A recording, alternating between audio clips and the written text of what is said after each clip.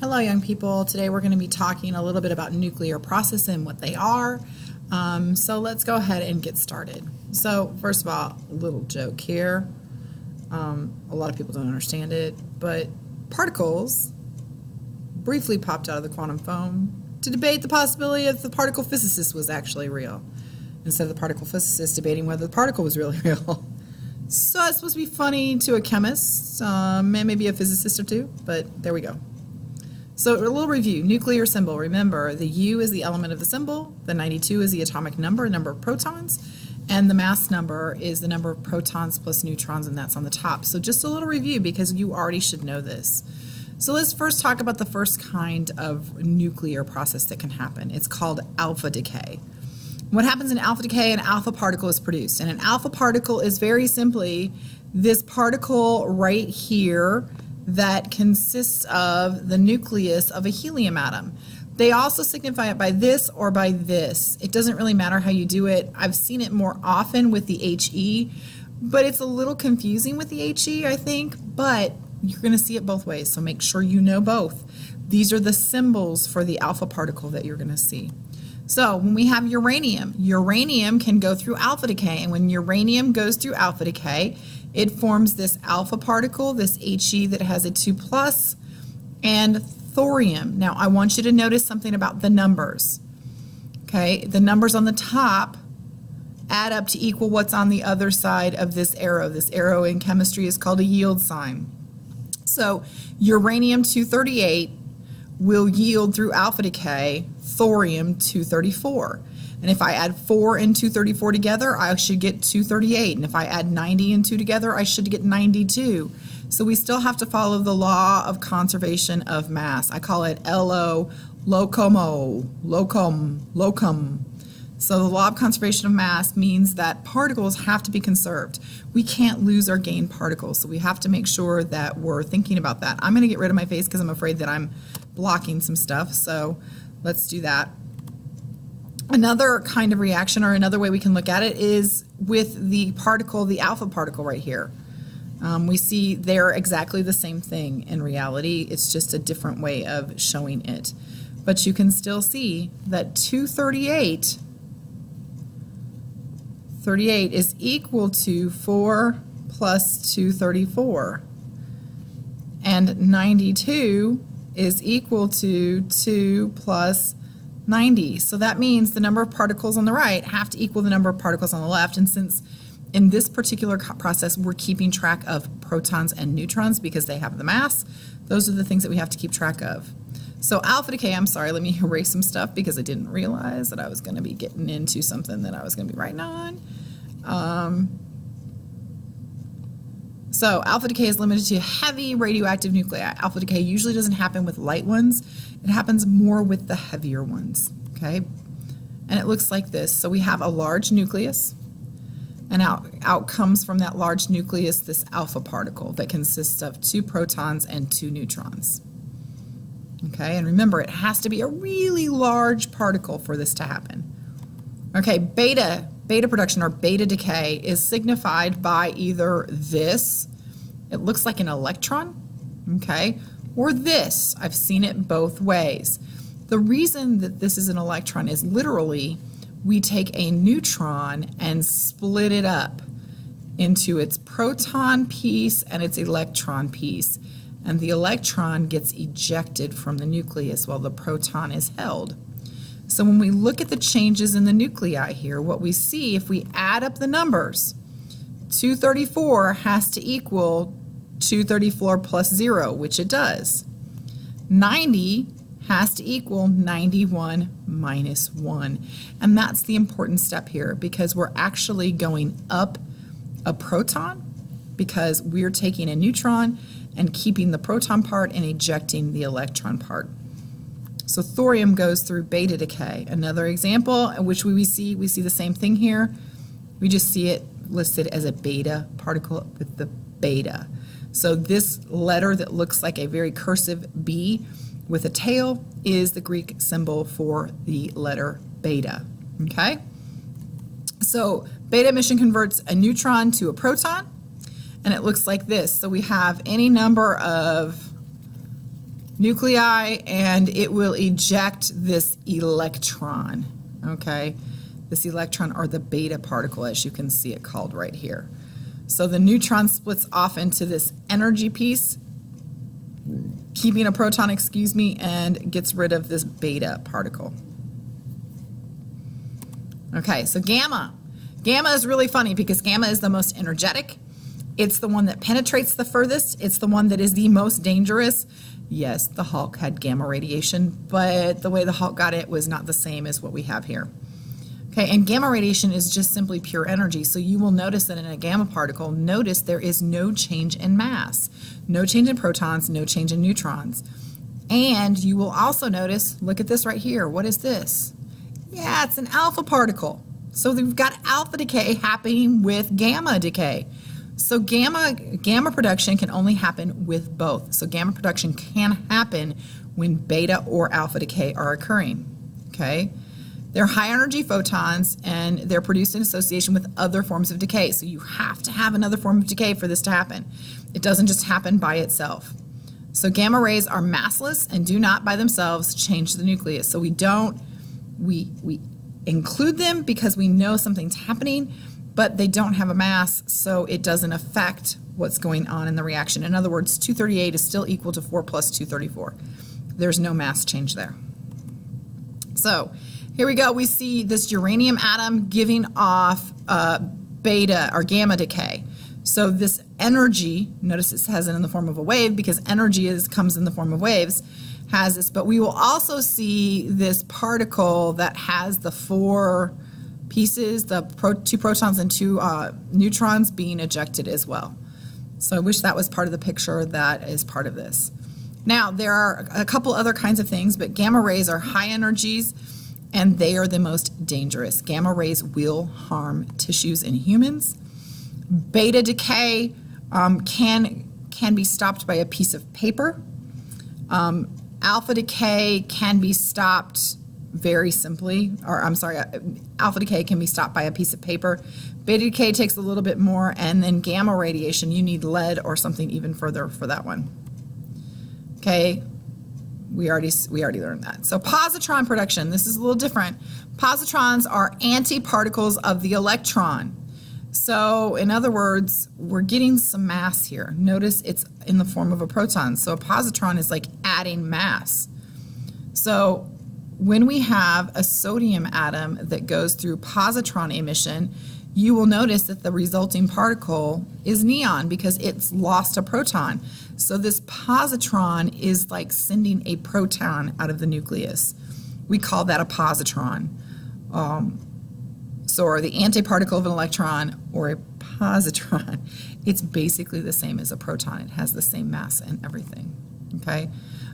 We convert a proton to a neutron, it says. So we take a proton and it goes into the neutron portion of it. Okay, electron capture. We take an inner orbital electron and it's captured by the nucleus. So what we see here is we have this mercury 201, and we have something that looks very, very similar to a beta particle, but remember it's really an electron. So it's going to add to it, and when it adds to it, what we get is something that has less on the term of the atomic number, and a gamma ray is also produced. So again, gamma can't be produced unless something else is happening.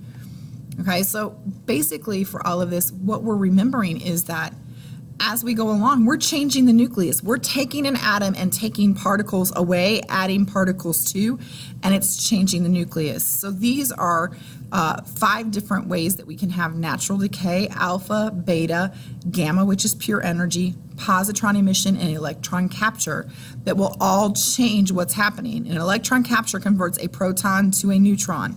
So we take a proton and it becomes a neutron. So the overall mass doesn't change, but the number of protons does change, therefore the number of neutrons is changing as well. Okay, this is talking about nuclear stability. So if you can see the black line, I see a black straight line, I get that, that's all good. That straight line is basically where the protons and the neutrons are exactly the same. So this black line is the line where protons equal neutrons. Okay, and you'll notice for small atoms, the line of stability, which is labeled by this black line that I'm tracing over with the yellow here, okay, kind of a stair-step looking thing, that's the line of stability.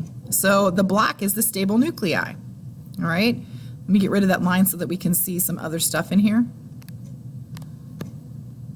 It's not helping me right now. Okay, so I can't apparently get rid of that line right now, so my computer is not being fun right now. So we can see that that's happening, and that line of stability is talking about stable nuclei. Anything that runs along that pathway where the stable nuclei are means that's a stable nuclei.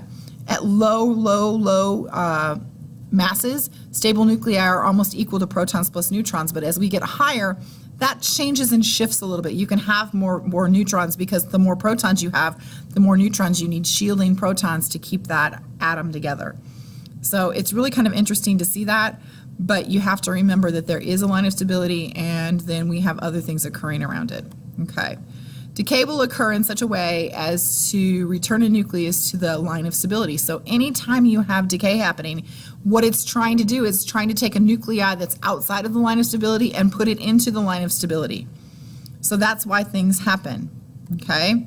The most stable nuclei is iron 56. That's the most stable nuclei, the most stable atom that we can have. And if Z is greater than 83, then the nuclide is radioactive, which means it will automatically decay. So if the atomic number is greater than 83, then it's automatically radioactive and it will automatically begin to decay. So lead is the last non-radioactive element. Now that doesn't mean that elements that are smaller than lead can't be radioactive, but any element greater than lead definitely has radioactive components. Okay, so what we have here, there's alpha decay, there's beta decay, and there's gamma decay, and we see that. So this is just a review of what we were talking about before. And I have a line on my thing there. All right, there's a heavy mass thing, there's a light mass thing, and there's no mass. So it decreases the mass number by 4 in alpha particle emission, and it decreases the atomic number by 2. In beta, it converts a neutron to a proton, so it increases the atomic number by 1, but doesn't change the mass. And in gamma ray emission, there is no change to the nucleus at all. Penetration. Alpha particles are very low penetrating. Beta particles are medium penetrating, and gamma particles are very high penetrating. So the skin can protect you from alpha particles. Paper or clothing, I was right when I said paper. I thought that I was right. Paper or clothing can protect you from beta particles. They can't go through that. And you must have a garment of lead to protect you from gamma rays. There's low danger from alpha particles. It happens more often than any other one. There's a medium danger from beta particles because they're moving quite quickly. And there's a super high danger from gamma ray emission. Okay? So a couple other things that we want to talk about. Decays happen in series. They don't happen one at a time. So this is showing uranium decaying, uranium-238 decaying, or 236 decaying. And the first time it decays into thorium, and then the second time it decays, it gives off an alpha particle and turns into radium, and then radium turns into actinium. And so you can trace this pathway to get to the stable isotope, and the stable isotope here is lead right there. That's the stable isotope, lead, down there in the bottom right-hand corner, okay? So decays happen in series. They don't happen by themselves. It's just not one and done. Usually it happens and then it'll happen again. And you'll also notice it's mentioning how many years it takes for that to happen. Okay, that's something called a half-life. A half-life is the amount of time it takes for that sample of that substance to decay halfway, so half of its mass. So if I had 10 grams of uranium-236, it would take 4.7 million years, I think it is, for it to decay from 10 grams to 5 grams. And it would take another 4.7 million years for it to decay from 5 grams to 2.5 grams, and that's called a half-life. Fission is a process, and this is a natural process, when heavy nuclei are split into 2 smaller nuclei.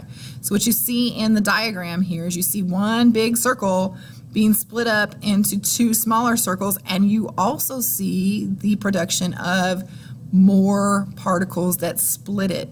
which means if you have a whole lot of particles of this particular substance floating around, then you're going to have more of them being split because you now have 3 particles that are splitting for every 1 particle that was split. Okay? So fission is really important. Uranium goes through fission. This was the process that happened in the nuclear bomb that we learned about it from Hiroshima.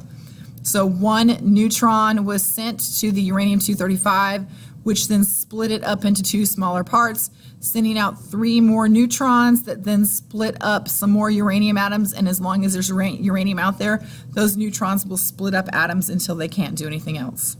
Okay? Now, deuterium, tritium, fusion reaction. So this is fusion, different. Fusing means I'm going to smash these things together and make a bigger nuclei. So what ends up happening is I smash 2 particles together and I create a single particle and energy in the process. So fusion is combining 2 light nuclei to form a heavier one. So what we see is we see 2 hydrogen atoms, each having 1 proton apiece, but one of them having 2 neutrons and one of them having 1 coming together, and when they stick together and fuse, 1 neutron is released along with a bunch of energy. Okay? So we see this happening in our sun. This is the process that the sun goes through to go from hydrogen to helium all the time. So I think we're gonna, nuclear energy occurs, and there's a lot of small mass that is lost. But that mass that is lost is called the mass defect. And it's converted to energy. So anytime there's mass lost in these reactions, all of this small amount of mass is converted into energy. And it was defined by E = mc squared. That is the theory of relativity made by Albert Einstein, where mass is the defect or the amount of mass that lost, the change in mass. Energy is the change in energy, and c is the speed of light squared. We see this all the time. So, because c squared is so large, even small amounts of mass are converted into enormous amounts of energy, because the speed of light is 3.0 times 10 to the 8th meters per second. So even when we have a very, very tiny amount of mass, we're going to get a huge amount of energy, which is why the sun is such a powerhouse. Okay, so energy released is really important to think about here. Chemical energy.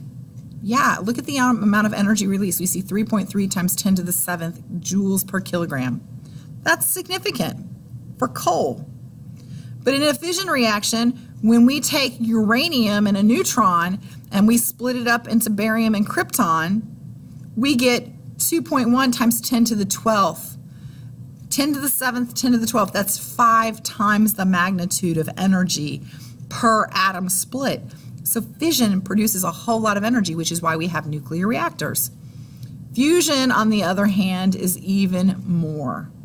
So when we take this deuterium and tritium and we smash it together and we make a helium atom and a neutron, we get 3.4 times 10 to the 14th. Now that is 7 times the amount of energy from a regular chemical reaction of burning coal. It's only about 2 times the reaction from fission. But fission and fusion are huge in producing energy for us. Okay, sorry that I went a little longer than I wanted to.